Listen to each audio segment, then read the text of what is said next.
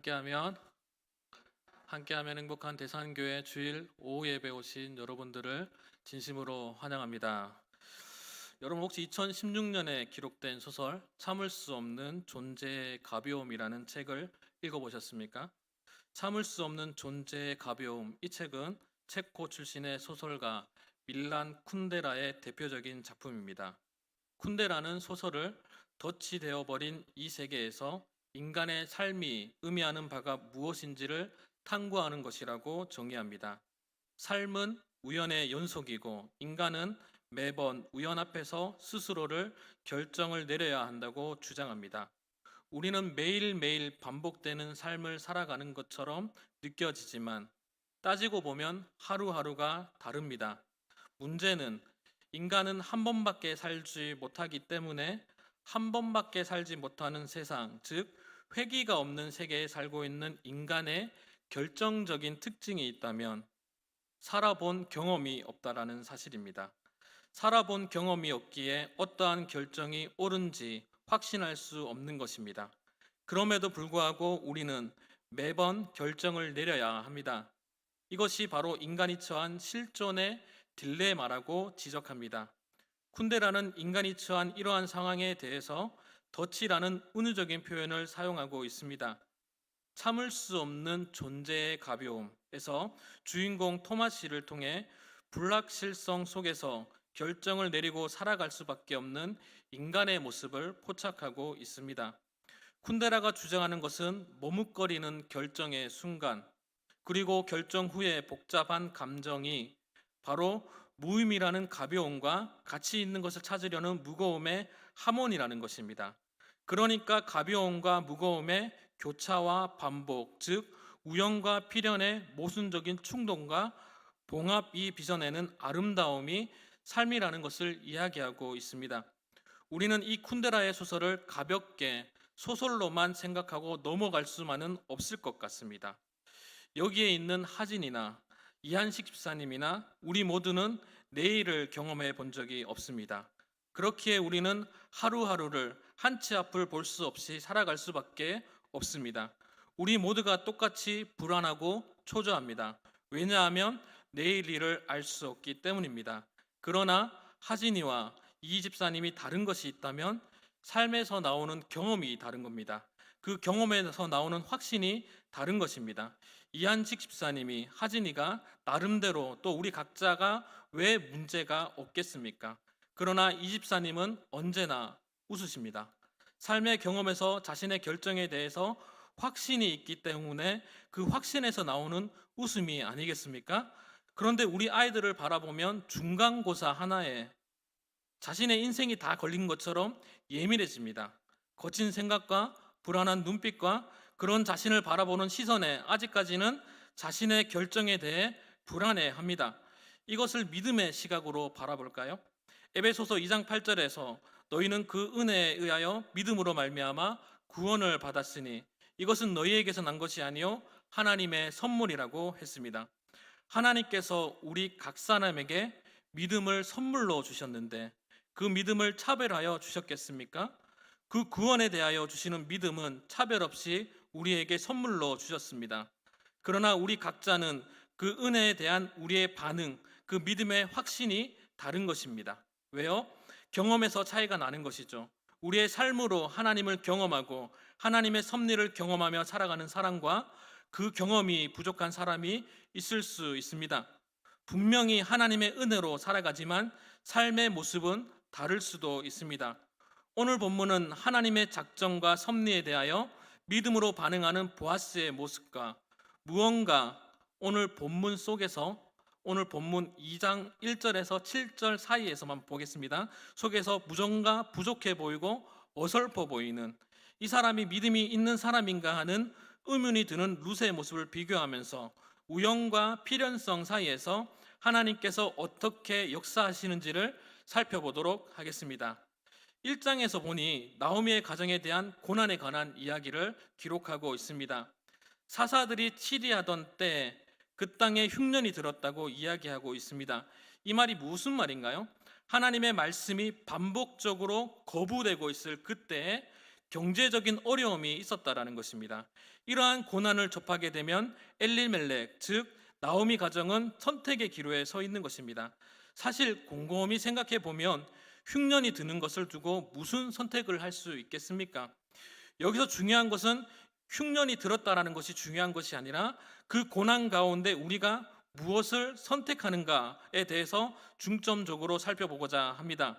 우리 성경책을 펼쳐서 룻기 1장 1절 말씀을 같이 한번 읽어보도록 하겠습니다. 룻기 1장 1절 말씀입니다. 1절입니다. 시작.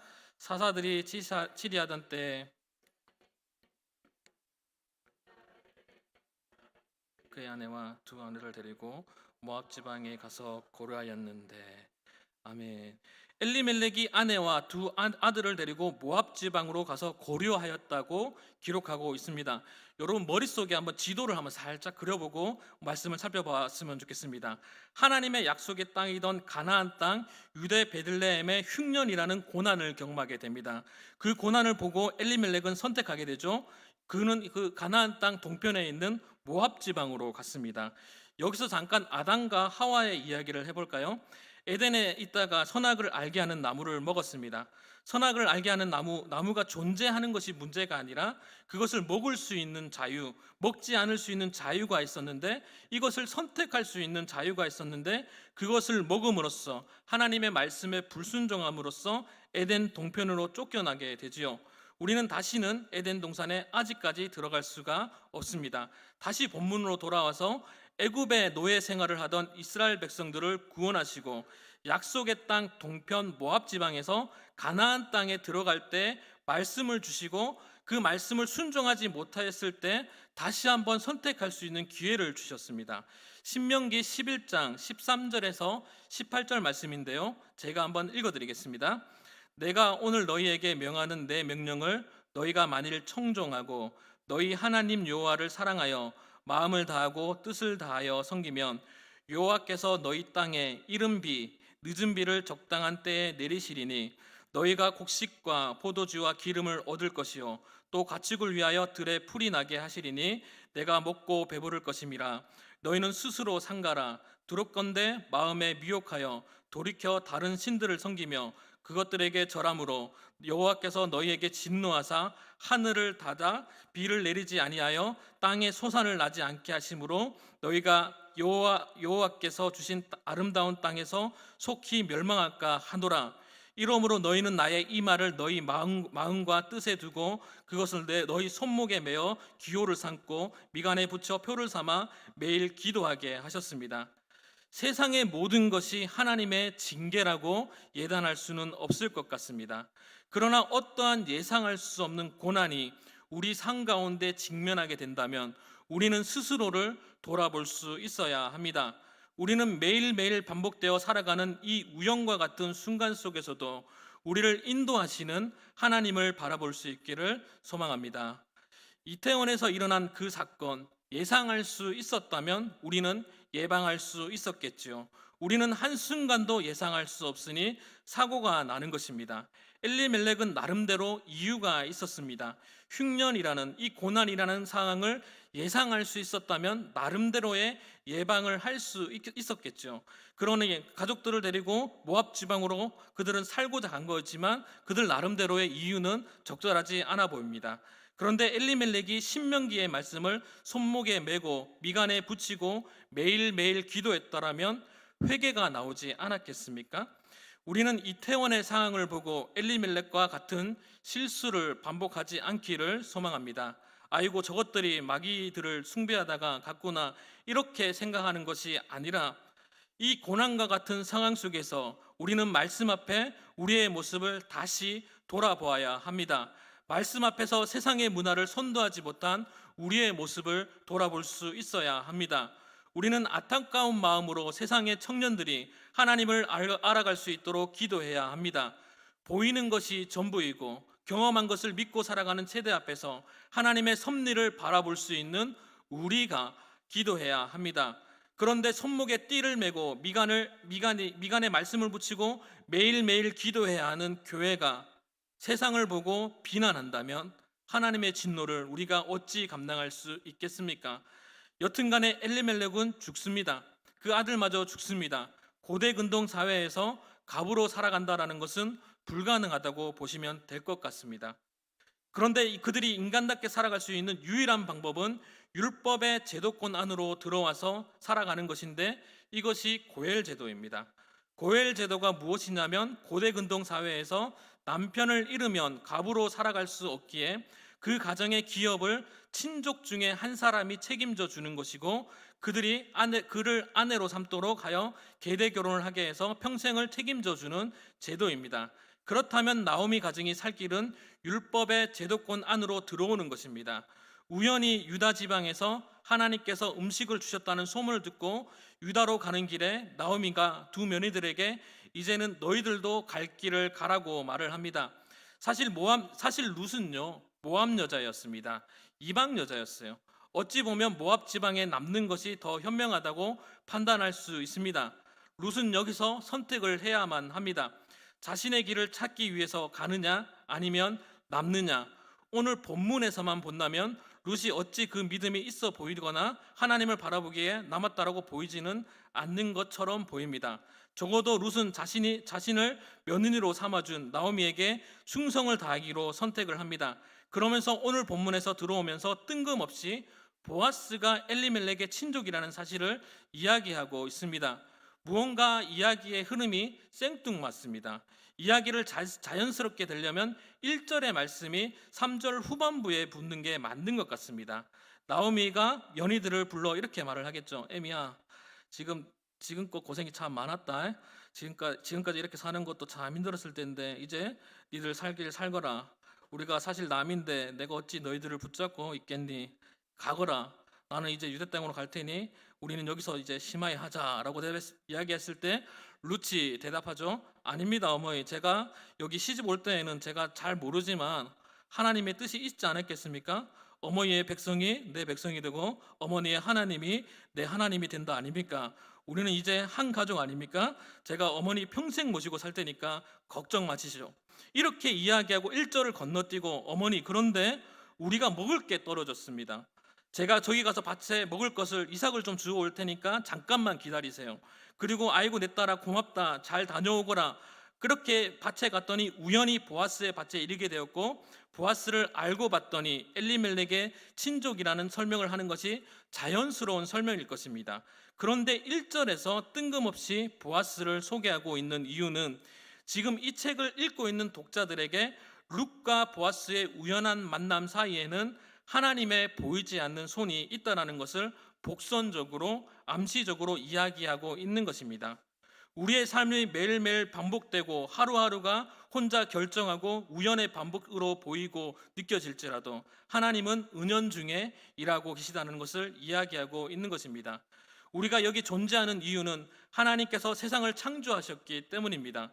우리가 죽지 않고 살 수 있는 이유는 예수 그리스도께서 우리를 위하여 대속하셨기 때문입니다. 우리가 이 모든 것을 믿을 수 있는 이유는 성령님이 우리를 인도하셨기 때문입니다. 우리는 볼 수 없고 느낄 수 없을지라도 하나님은 지금 이 순간도 우리를 선한 길로 인도하시고 역사하고 계십니다. 그렇다면 이렇게 우연중에 일하시는 사람은 특별한가에 대해서 살펴보고자 합니다. 룻을 한번 잘 살펴볼까요? 오늘 본문 속에서 룻이 언제 하나님께 기도합니까? 룻이 회개하는 부분이 있나요? 오늘 본문 속에서 룻과 사환의 대화를 통해서 룻을 살펴보면 룻은 단순하게 나오미에게 충성한 사람입니다. 물론 나오미가 유대 지역에서 하나님의 역사하시는 이야기를 듣고 우연히 듣고 유대 지역을 따라 나섰긴 했지만 룻이 하나님 앞에 어떠한 결단을 한다거나 신실한 모습을 찾아볼 수 있는 모습이 있나요? 제가 볼 때는 전혀 없습니다. 사실은 제가 이 부분에 대해서 결론적인 부분에서 다시 한번 설명을 하려고 했는데요. 룻은 신실하게 하나님을 믿고 따라온 사람으로 보입니다. 그런데 제가 지금 룻이 마치 믿음이 없는 사람처럼 묘사하는 이유는 지금 이 룻기서를 읽고 있는 사람들은 유대인들이 선민들입니다. 선민들이 이 이방 여자에 대해서 굉장히 강조하고 있기 때문에 이방 여자가 하나님 앞에 신실하게 나오는 모습을 2장 1절에서 7절 사이에서 굉장히 강조하고 있다는 부분을 강조하기 위해서 마치 룻이 믿음이 없는 것처럼 약간 묘사하고 있지만 사실은 룻은 나름대로 믿음이 있지만 독자들에게 룻은 이방 여자이지만 하나님 앞에 신실하게 나아갔다는 것을 강조하고 있는 것입니다.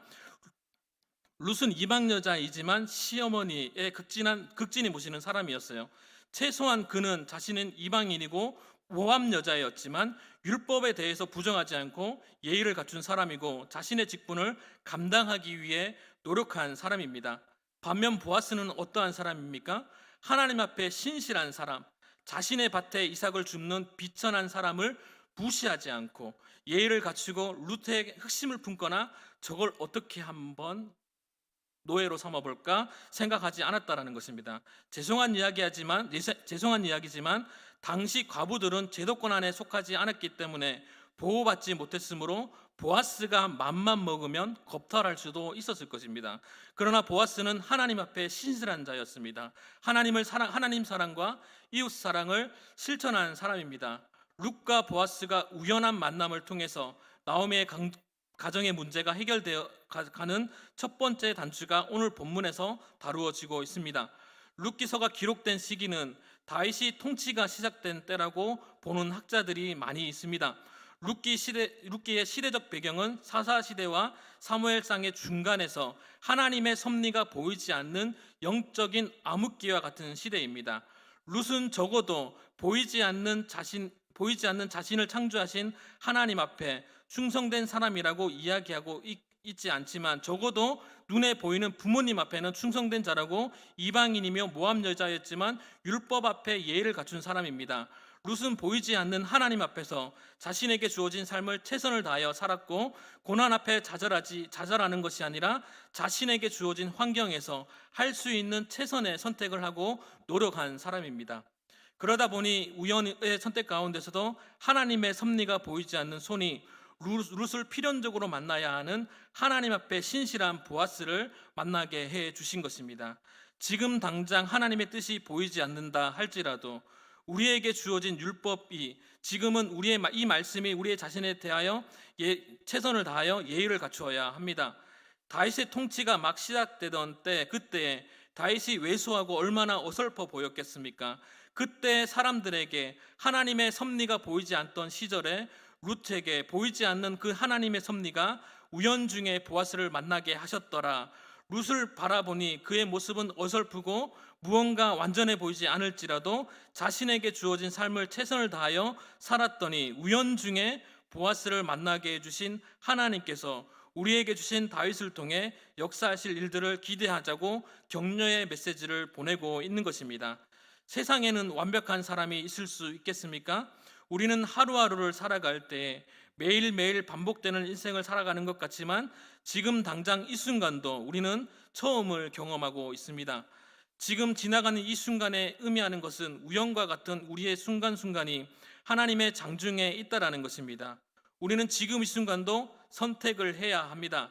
엘리멜렉처럼 고난을 바라보고 그 자리에서 피해야 할지 아니면 룻처럼 지금 당장 하나님이 보이지 않지만 나에게 주어진 삶을 최선을 다하며 살아갈지를 고민해야 합니다. 하나님이 하진이를 어떻게 사용할지 우리는 미래를 알 수 없기에 하진이에게 주어진 학생으로서의 신분으로서 최선을 다해 공부해야 합니다. 1등을 하는 것이 문제가 아니라 지금 내가 할 수 있는 대로 최선을 다하는 것이 중요한 것입니다. 하진이가 자신의 주어진 삶에 최선을 다할 때 하나님은 우연 중에 보아스와 같은 신실한 사람을 붙여줄 줄 믿습니다. 우리 모두에게도 마찬가지겠지요. 우리는 각자 다르겠지만 완벽하게 100% 하나님을 신뢰할 수 있는 사람이 있을 수 있겠습니까? 적어도 우리에게 주어진 상 가운데 할 수 있는 최선을 다하며 살아갈 때에 하나님은 우리의 삶 속에서 역사하실 줄 믿습니다. 우리의 상 가운데 우리 우연 중에도 하나님의 장중에 있다는 사실을 인지하시고 이번 한 주도 하나님을 신뢰하며 하루하루를 최선을 다하며 살아갈 수 있기를 소명합니다. 우리의 목표는 1등이 아닙니다. 하나님의 방향을 알고 이 말씀대로 살아가는 건 사람이 보기에는 어설퍼 보일지라도 나에게 주어진 삶을 신실하게 살아내는 저와 여러분이 될 수 있기를 주님의 이름으로 축복합니다.